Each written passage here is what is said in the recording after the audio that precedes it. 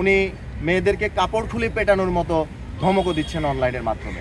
আজকে আমি যে লিগেল নোটিশটি করেছি, এই লিগেল নোটিশটি হচ্ছে স্পেসিফিক্যালি, আপনারা অনেকেই ওনাকে চিনবেন, রুবায়াত ফাতেমা তন্নি, যিনি সানভিজ বাই তন্নি নামে একটি পেজ পরিচালনা করেন এবং অনলাইনের মাধ্যমে ব্যবসা পরিচালনা করেন।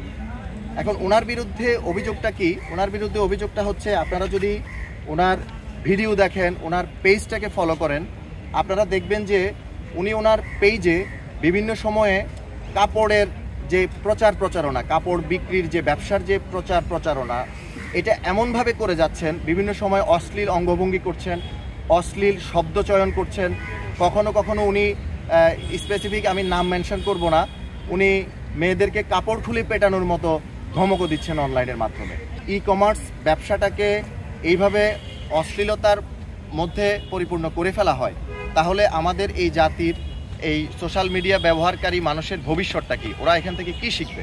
আমি আপনাদের মাধ্যমে সানভিজ বাই তন্নি, উনি এবং যারা এই ধরনের অনলাইন মিডিয়াতে অশ্লীলতা ছড়াচ্ছে, আমি ওনাদের সবাইকে এটার মাধ্যমে সতর্ক করে দিতে চাচ্ছি যে আপনারা প্লিজ এখান থেকে দ্রুত বেরিয়ে আসেন, অথবা আমরা আপনাদের বিরুদ্ধে যথাযথ আইনানুগ ব্যবস্থা গ্রহণ করব।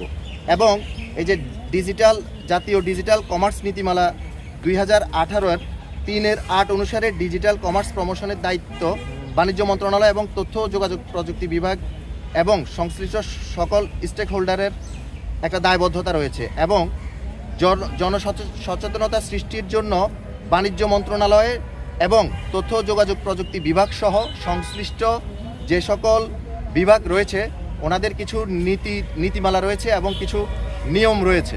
আপনারা ই কমার্সের মাধ্যমে যদি সঠিকভাবে ব্যবসা পরিচালনা করতে হয়, আপনারা এই নীতিমালা অনুসরণ করে ভবিষ্যতে আপনাদের পেজ পরিচালনা করবেন এবং ই কমার্সের যে ব্যবসা সেটা পরিচালনা করবেন, এবং এই ধরনের অশ্লীল এবং কুরুচিপূর্ণ, অশ্রাব্য এই ধরনের কথাবার্তা বলা থেকে বিরত থাকবেন। এই নোটিশটা আমি করেছি রুবায়াত ফাতেমা তন্নি, সানভিজ বাই তন্নি, এই পেজটা যিনি পরিচালনা করেন ওনাকে। আশা করি এই লিগেল নোটিশের উনি জবাব দিবেন এবং ভবিষ্যতে উনি এবং যারা এই সমস্ত অশ্লীলতা ছড়িয়ে যাচ্ছেন, ওনারা পরবর্তী সময়ে এই সমস্ত প্রচারণা থেকে বিরত থাকবেন বলে আমি আশা করি। ধন্যবাদ। দেখেন, বারিশা যদি এই কাজটা করাতো, সেক্ষেত্রে তো এটার লিগেল নোটিশ দাতা বারিশা হক হইতো। জি স্যার, এখানে যদি স্পেসিফিক বারিশা হককে মেনশন করতো, যেমন বারিশা হক যদি চান বারিশা হককে নিয়ে উনি কোনো কুরুচিপূর্ণ কথা বলছেন, সেক্ষেত্রে বারিশা হকের জন্য সাইবার ট্রাইব্যুনাল খোলা আছেন, উনি আলাদা সাইবার ট্রাইব্যুনালে গিয়ে উনি মামলা করতে পারেন। এখন নট অনলি বারিশা হক, আমার কথা হচ্ছে এই যে আমি একটা ভিডিও আপনাদেরকে দেখালাম, এখানে উনি যে শব্দ চয়ন করলেন, একটা অশ্লীল গালি দিলেন। এখন সানভিজ বাই তন্নি, উনি ব্যবসা করবে, উনি প্রতিষ্ঠিত একজন ব্যবসায়ী আমরা মনে করি, কিন্তু আমার কাছে অসংখ্য ভিডিও আছে, আপনারা চাইলে আমি দেখাইতে পারি ওনার যে আচরণ, বা একটু পরে আমি আপনাদেরকে ফোনে দেখাচ্ছি যে এই ধরনের আচরণ আপনারা নিজেরাই বিচার বিশ্লেষণ করেন যে এটা আসলে কতটুকু যৌক্তিক, কতটুকু সমাজের জন্য ইতিবাচক। এখন একজন আইনজীবী হিসাবে সমাজে এই ধরনের অশ্লীলতা যারাই ছড়াবে, নট অনলি তন্নি, যারাই ছড়াবে, আমরা ওনাদের বিরুদ্ধেই যথোপযুক্ত আইনগত ব্যবস্থা নিব। এবং তন্নির যেহেতু ফলোয়ার বেশি এবং ওনার পেজটা যেহেতু মানুষ দেখেন, আমরা আশা করি যে উনি এমনভাবে কন্টেন্ট ক্রিয়েট করবেন, এমনভাবে ভিডিও ছাড়বেন, এমনভাবে ওনার ব্যবসায়িক কার্যক্রম পরিচালনা করবেন যাতে মানুষ এখান থেকে ইতিবাচক শিক্ষা পায়। আমরা ওনাকে টোটাল 3 দিন সময় দিয়েছি, এই 3 দিনের মধ্যে উনি আমাদেরকে এটার জবাব দিবেন বলে আমরা আশাবাদ ব্যক্ত করি। প্রথমে আমার পরিচয় দিচ্ছি একটু করে, আমি অ্যাডভোকেট একে ফয়সাল। আমি প্রতিনিয়ত যে ঢাকা জজ কোর্টে প্র্যাকটিস করছি। তো আজকে যে বিষয়টা নিয়ে কথা বলতে চাচ্ছি, আপনারা সবাই জানেন যে বর্তমান সমাজের বেশিরভাগ অংশটাই সোশ্যাল মিডিয়া কেন্দ্রিক এবং সোশ্যাল মিডিয়া ভিত্তিক। সেক্ষেত্রে আমরা সোশ্যাল মিডিয়ায় যেমন ইতিবাচক খবর পাই, একইভাবে এটার একটা নেতিবাচক প্রভাবও আমাদের উপরে পড়ে।